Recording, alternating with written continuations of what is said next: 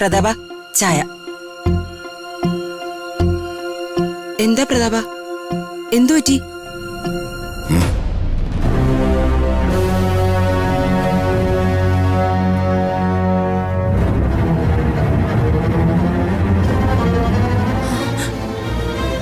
എന്താ പ്രതാപ ഇത്? ഈ പെണ്ണ് എന്തൊക്കെയാ ഈ പറയുന്നേ? വിവാഹത്തിന് സമ്മതമല്ലെന്നോ? ഈ കുട്ടിക്കിതെന്താ? എത്ര നല്ല ബന്ധമായത്. ഇത്രയും നല്ലൊരു ചെക്കനെയും അച്ഛനെയും അമ്മയൊക്കെ നമുക്ക് വേറെ കിട്ടുമോ? അശ്വിനോട് നേരിട്ട് മുഖത്ത് നോക്കി വിവാഹത്തിന് സമ്മതമില്ലെന്ന് പറഞ്ഞിളഞ്ഞല്ലോ ഈ കുട്ടി. നിന്റെ മുന്നിൽ നല്ല പിള്ള ചമഞ്ഞ് മാറി നിന്ന് തന്നിഷ്ടം കാണിക്കുന്നതേ എനിക്കൊട്ടും ഇഷ്ടമല്ല. നിന്നെ പ്രീതിപ്പെടുത്താൻ നിനക്ക് സേവ ചെയ്യുന്നതായി കാണിച്ച് മറ്റൊരു വശത്ത് ഇത്രയും നല്ലൊരു ബന്ധം വേണ്ടാന്ന് വെക്കാൻ ഋതുമോൾക്ക് എങ്ങനെ ധൈര്യം വന്നു?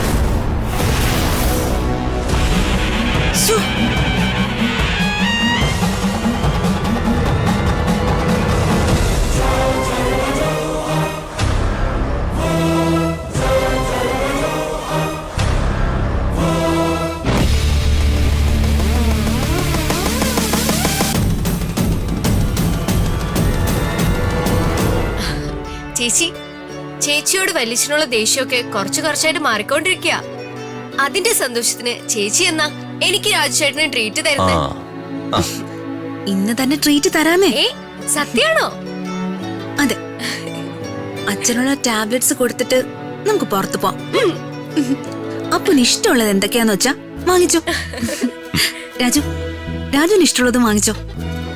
മാഡം, എനിക്ക് മാഡം എന്തെങ്കിലും വാങ്ങി തരണം എന്നൊന്നുമില്ല.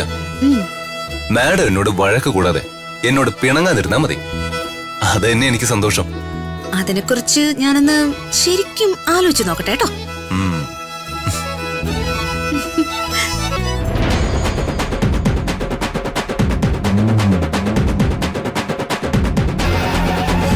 അച്ഛാ,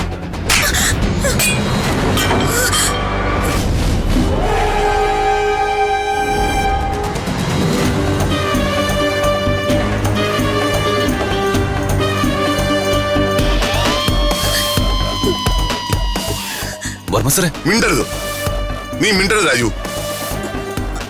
നിന്റെ ഈ ഋതിക മേഡം എന്താ ചെയ്തെന്നറിയോ? വർമ്മ സാറേ, എന്താ ഋതിക മേഡം ചെയ്ത തെറ്റ്? ഇവള് ജനിച്ചത് തന്നെ എന്റെ മനസ്സമാനം കളയാനല്ലേ?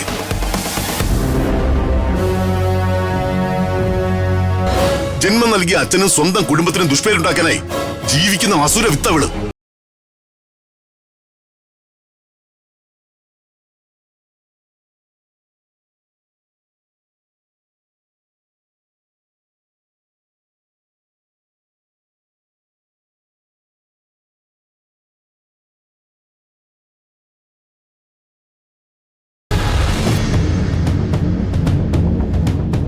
ഒരു വിവാഹം കഴിപ്പിച്ച് ഈ വീട്ടിൽ നിന്ന് ഇവളെ പറഞ്ഞു വിട്ടാ പിന്നെ സമാധാനമായിട്ട് ജീവിക്കാമെന്ന് ഞാൻ കരുതി. പക്ഷെ ഇവളാ വിവാഹം വേണ്ടെന്ന് ചെക്കനോട് പോയി പറഞ്ഞിരിക്കുന്നു.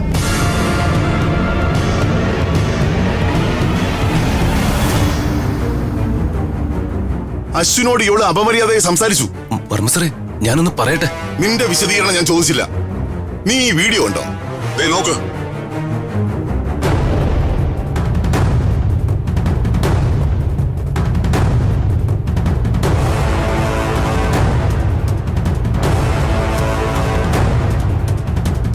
എന്താ രാജു, നിന്റെ നാവ് ഇറങ്ങിപ്പോയോ? ഞാൻ തീരുമാനിച്ച വിവാഹം വേണ്ടെന്ന് പറയാൻ ഇവളാരാ? അശ്വിന്റെ മാതാപിതാക്കൾ എന്റെ സുഹൃത്തുക്കളാണെന്ന് അറിഞ്ഞിട്ടും ഉടനെ തന്നെ വിവാഹ തീയതി നിശ്ചയിക്കുമെന്ന് അറിഞ്ഞിട്ടും ഇവിടെ അശ്വിനോട് വിവാഹം വേണ്ടെന്ന് പറയാൻ ധൈര്യം കാണിച്ചു.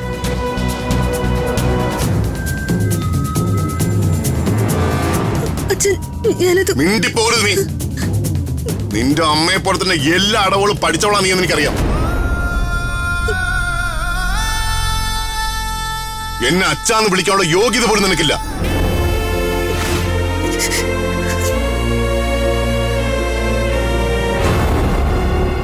ഒരു കാര്യം നീ മനസ്സിലാക്കിക്കോ, നിന്നെ ഒരു മകളായി ഞാൻ കാണുന്നില്ല.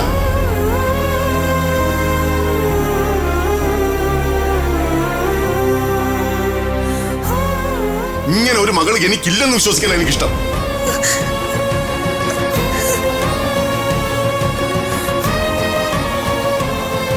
എന്റെ സ്വസ്ഥത നശിപ്പിക്കാതെ നിനക്ക് ഇവിടുന്ന് പൊയ്ക്കൂടെ?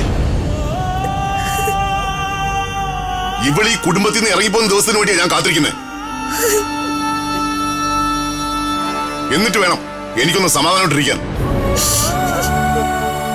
ഈ വിവാഹം മുടക്കി എന്റെ ജീവിതത്തിൽ തന്നെ തുടർന്ന് ഇറിറ്റേറ്റ് ചെയ്തിരിക്കാനാണോ നിന്റെ ഭാവം?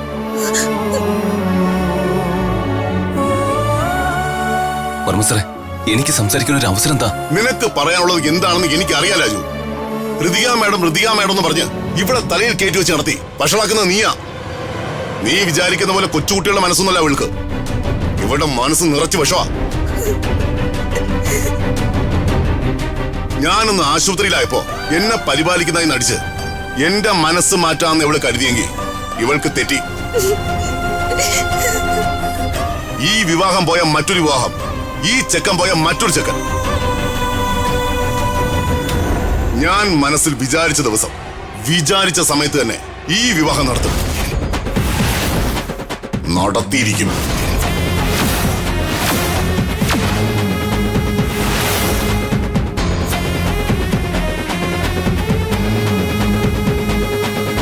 വർമ്മ സർ,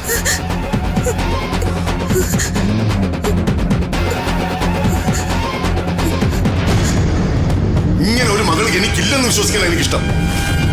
എന്റെ സ്വസ്ഥത നശിപ്പിക്കാതെ നിനക്ക് ഇവിടുന്ന് പൊയ്ക്കൂടെ?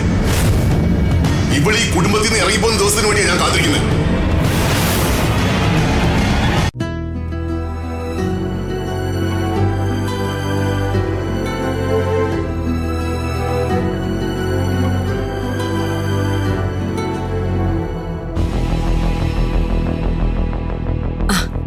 പ്രതാപ, ടാബ്ലറ്റ്സ് കഴിക്കാനുള്ള സമയമായി. ഞാൻ എടുത്തോണ്ട് വരട്ടെ? ഏയ്, എനിക്ക് വേണ്ട ചേച്ചി. അവൾക്ക് എങ്ങനെ ധൈര്യം വന്നു ചേച്ചി അശ്വിനോട് അങ്ങനെയൊക്കെ പറയാൻ? അവള് കാണിച്ചു കൂട്ടിയതൊക്കെ ഇപ്പോ ശ്രീകലയും പരമേശ്വരനൊക്കെ അറിഞ്ഞു കാണും. അവർക്ക് എന്തുമാത്രം ബുദ്ധിമുട്ടായി കാണും. ഇനി അതിനെക്കുറിച്ച് ആലോചിച്ചിട്ട് എന്താ കാര്യം പ്രതാപ? മുഖത്ത് നോക്കി അശ്വിനോട് ഋതിക കാര്യം തുറന്നു പറഞ്ഞ സ്ഥിതിക്ക് ഇനി അവർക്ക് ഈ ബന്ധത്തിനോട് താല്പര്യം കാണില്ല. തീർച്ചയായും അവര് മറ്റൊരു ബന്ധത്തെക്കുറിച്ച് ആലോചിച്ചിട്ടുണ്ടാവും. അശ്വിന്റെ ലീവ് കഴിയുന്നതിന് മുൻപ് വിവാഹം നടത്തണമെന്നല്ലേ അവരുടെ ആഗ്രഹം. ഈ വിവാഹത്തിന് നമുക്ക് യോഗമില്ലെന്ന് കരുതി ആശ്വസിക്കാം. അല്ലാതെ എന്തു ചെയ്യാനാ? എല്ലാം വിധി. എന്തുണ്ടെങ്കിലും മടി കാണിക്കാതെ എന്നോട് തുറന്ന് സംസാരിക്കാനുള്ള സ്വാതന്ത്ര്യം ഞാൻ ശ്രീകലയ്ക്കും പരമേശ്വരനും നൽകിയിട്ടുള്ളതാ. എന്നിട്ടും ഇതുവരെ അവരെന്നെ ഒരു കോൾ പോലും ചെയ്തിട്ടില്ല. അശ്വിൻ അവരോട് ഇതൊക്കെ പറഞ്ഞു കാണും. പറഞ്ഞെങ്കിൽ അവരത് എങ്ങനെ റിസീവ് ചെയ്യാ? എനിക്കതറിയണം. പ്രതാപ, അവരിങ്ങോട്ട് ഫോൺ ചെയ്യാത്ത സ്ഥിതിക്ക് അങ്ങോട്ട് വിളിച്ച് നമ്മുടെ വില കളയേണ്ട കാര്യമുണ്ടോ? അതങ്ങനല്ലേ ചേച്ചി. അവരോടൊന്ന് സംസാരിക്കുന്നതാ അതിന്റെ ഒരു മര്യാദ.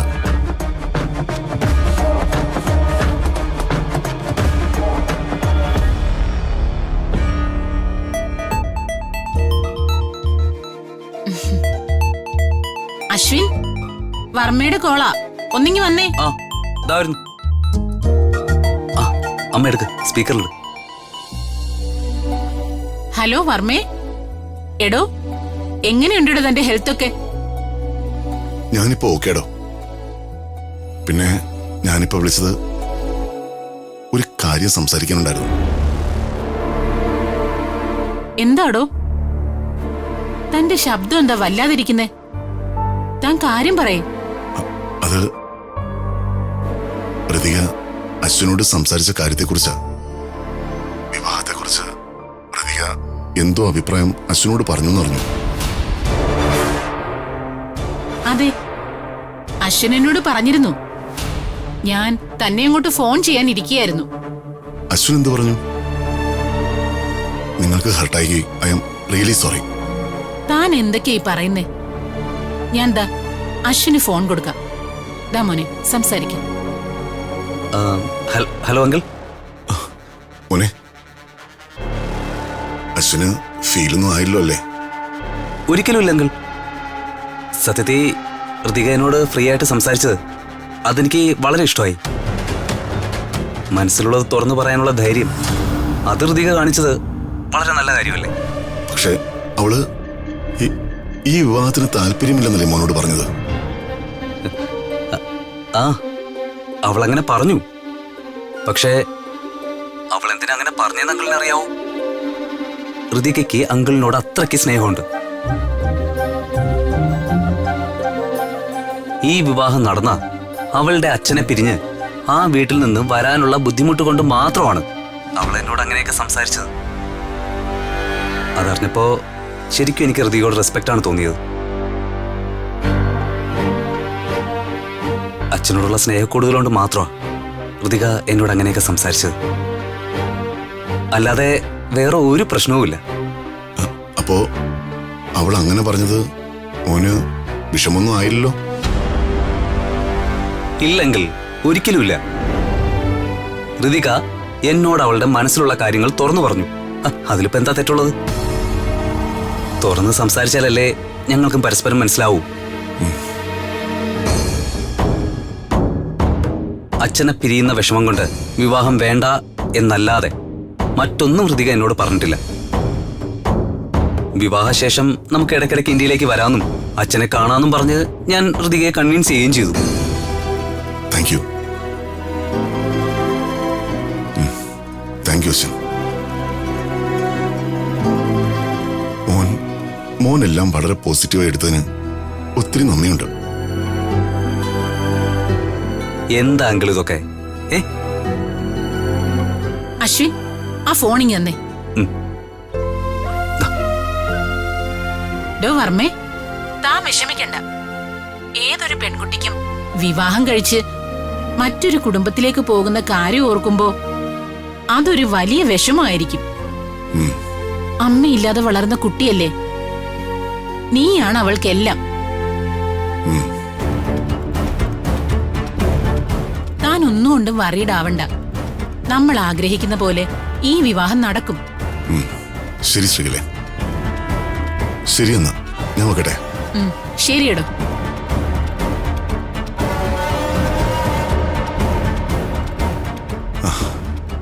ചേച്ചി, നമ്മൾ വിചാരിക്കുന്ന പോലെ ഒന്നുമല്ല. അവർക്ക് യാതൊരു തെറ്റുധാരണയില്ല. ഈ വിവാഹം നടക്കുന്ന അവർ തന്നെ പറഞ്ഞു. ആണോ? അയ്യോ സന്തോഷം. ഞാനങ്ങ് പേടിച്ചു പോയി. എന്തായാലും എല്ലാം ശുഭമായിട്ട് നടക്കുമല്ലോ. അപ്പോ ഇനി ടെൻഷനൊന്നും വേണ്ട. എന്തായാലും ഞാൻ ചെന്ന് ടാബ്ലറ്റ്സ് എടുത്തോണ്ട് വരാം. ശരി ചേച്ചി.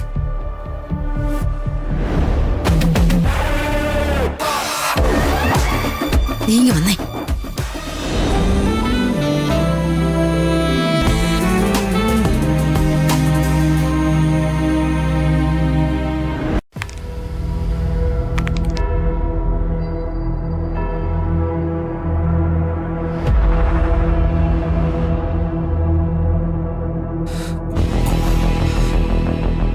അമ്മേ, എന്താ അമ്മേ നമ്മുടെ പ്ലാനൊക്കെ എന്താ ഇങ്ങനെ നനഞ്ഞ് ചീറ്റി പോകുന്നത്? എന്തൊക്കെയോ സംഭവിക്കുന്നത് ഞാനങ്ങ് പ്രതീക്ഷിച്ചു. പക്ഷെ ഒന്നും നടന്നില്ല. അതാ എനിക്ക് മനസ്സിലാവാത്തത്. പ്രതാപൻ വീഡിയോ കണ്ടിട്ട് പറഞ്ഞതൊക്കെ കേട്ടപ്പോ എല്ലാം നമ്മുടെ വഴിക്ക് വന്നു എന്നാ ഞാൻ കരുതിയത്. ഇതിപ്പോ ഞാൻ തീരെ പ്രതീക്ഷിച്ചില്ല. ആകെ അപ്സെറ്റ് ആയിപ്പോയി. കൊള്ളാം. അപ്പോ ഋതിക മേഡത്തിന്റെ വിവാഹം മുടക്കാൻ മാത്രമല്ല, തമ്മിലൊന്ന് അടുത്തു തുടങ്ങിയ വർമ്മ സാറിനെ ഋതിക മേഡത്തെയും അകറ്റാനും അമ്മയും മകനും ഇറങ്ങിത്തിരിച്ചിരിക്കുകയാണ്. അശ്വിൻ സാറും ഫാമിലിയും നല്ല ആളുകളായതുകൊണ്ട് വിവാഹം മുടക്കാൻ ഇവര് ശ്രമിച്ചാലൊന്നും അത് നടക്കാൻ പോകുന്നില്ല. എക്സാം പാസ്സായി വിവാഹവും കഴിച്ച് ഇവരുടെ മുന്നിലൂടെ ഋതിക മേഡം സന്തോഷമായി ഈ വീട്ടിൽ നിന്നും പോകണം.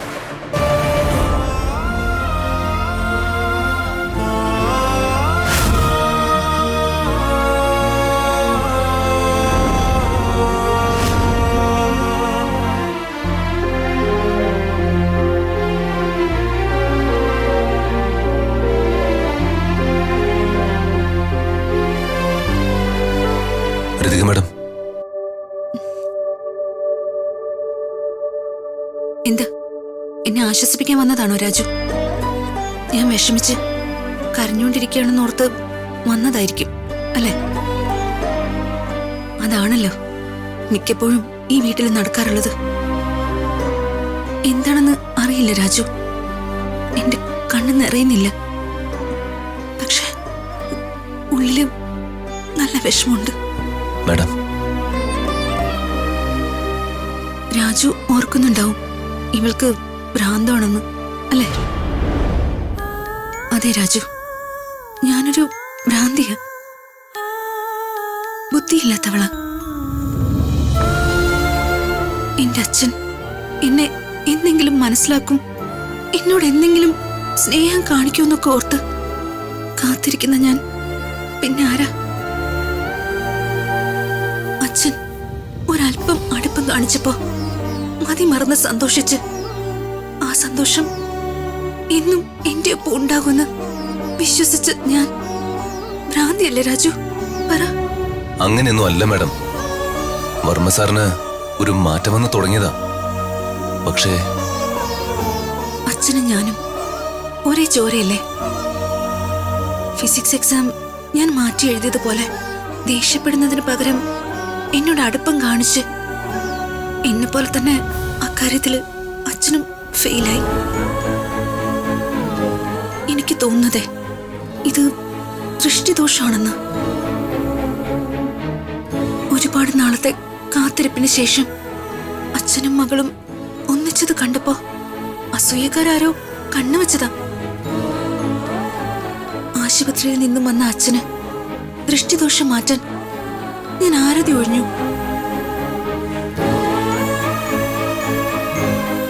ഞാൻ എന്തൊരു പൊട്ടിയ. ഒരു ദൃഷ്ടി ആരെങ്കിലും കൊണ്ട് എനിക്ക് ഒഴിഞ്ഞിടേണ്ടതായിരുന്നു. ഋതിക മാഡം, പ്ലീസ് മതി. ഋതിക മാഡം എത്രമാത്രം വിഷമിക്കുന്നുണ്ടെന്ന് എനിക്കറിയാം. വിഷമം മനസ്സിൽ തങ്ങി നിൽക്കരുത്. കരയാൻ തോന്നുന്നുണ്ടെങ്കിൽ കരയ. കണ്ണീര് പിടിച്ചു നിർത്തല്ലേ ഋതിക മാഡം. എന്നെ കൊണ്ടൊന്നും പറ്റുന്നില്ല രാജു. എന്റെ ഉള്ളില് പറഞ്ഞറിയിക്കാൻ പറ്റാത്ത വിഷമുണ്ട്. പക്ഷെ എനിക്ക് കരയാൻ കഴിയുന്നില്ല. എന്റെ ഹൃദയം മിങ്ങിപ്പൊട്ടുന്നത് എനിക്ക് ഫീലാവുന്നുണ്ട്. പക്ഷെ കണ്ണീരായി അത് പുറത്തു വരുന്നില്ല. അച്ഛൻ എന്നോട് കുറച്ച് സ്നേഹം കാണിച്ചപ്പോ ഞാൻ ഓവർ എക്സൈറ്റഡ് ആയി ഒരുപാട് സന്തോഷിച്ചു. അച്ഛന് വേണ്ടി വിവാഹം കഴിക്കാനോ എന്തിന് അച്ഛനൊന്നും മൂളിയ മരിക്കാൻ പോലും ഞാൻ തയ്യാറാ.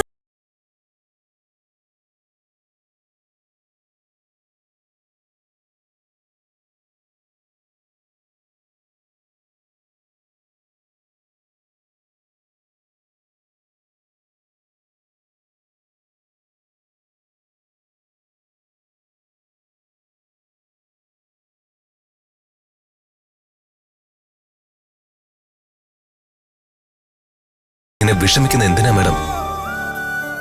മാഡം ആ വാക്കുകളൊക്കെ മറക്കണം. സാറ് ദേഷ്യത്തിൽ പറഞ്ഞു പോയതായിരിക്കും. കൊച്ചുകുട്ടികൾ എന്തെങ്കിലും വേണമെന്ന് പറഞ്ഞ് വാശി പിടിച്ച് കരഞ്ഞ അത് അവർക്ക് വേണ്ടി വാങ്ങിച്ച് അവരുടെ മുന്നിൽ വെച്ച് തന്നെ അത് ഉടച്ചു കഴിഞ്ഞ അവർക്കുണ്ടാവുന്ന വിഷമം എത്രത്തോളം ആയിരിക്കുമെന്ന് രാജുവിനറിയോ? ഋതിക മാഡം, ഞാൻ പറയുന്നൊന്നും മനസ്സിലാക്ക. വർമ്മ സാറ് ഋതിക മാഡത്തെ ഒരു ദിവസം പൂർണ്ണമായും മനസ്സിലാക്കും. പിന്നെ വർമ്മ സാറ് ഒരിക്കലും ഋതിക മാഡത്തെ വഴക്ക് പറയില്ല. എപ്പോഴും സ്നേഹം മാത്രമായിരിക്കും. നടന്നതൊക്കെ ഋതിക മാഡം മറക്കണം. നാളെ എക്സാമാ. ഇപ്പൊ എക്സാമിനെ കുറിച്ച് മാത്രം ചിന്തിക്കുക.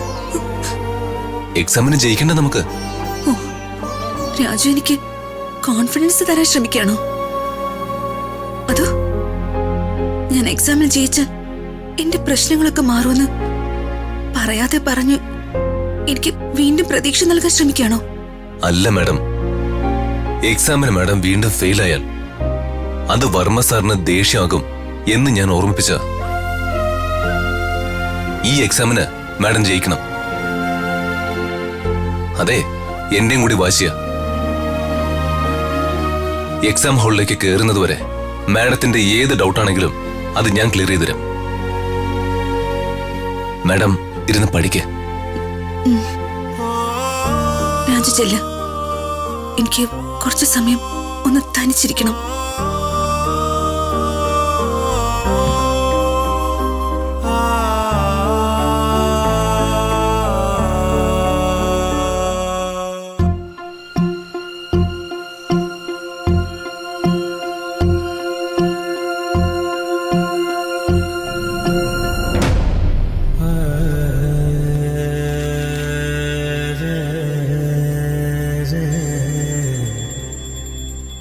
നമ്മളെ സ്നേഹിക്കുന്നവരെയും നമുക്ക് ചുറ്റുമുള്ളവരെയും നമ്മളാൽ കഴിയുന്ന വിധം സന്തോഷിപ്പിക്കാൻ നമുക്ക് കഴിഞ്ഞാൽ അതായിരിക്കും ശാശ്വതമായ സന്തോഷം.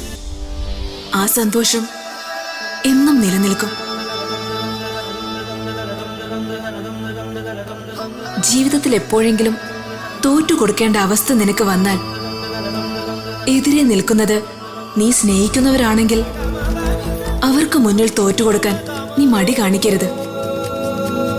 നീ കാരണം നീ സ്നേഹിക്കുന്നവർക്ക് സന്തോഷം ലഭിച്ചാൽ അതിൽ പരം മഹത്തായ പ്രവൃത്തി മറ്റെന്താണ്?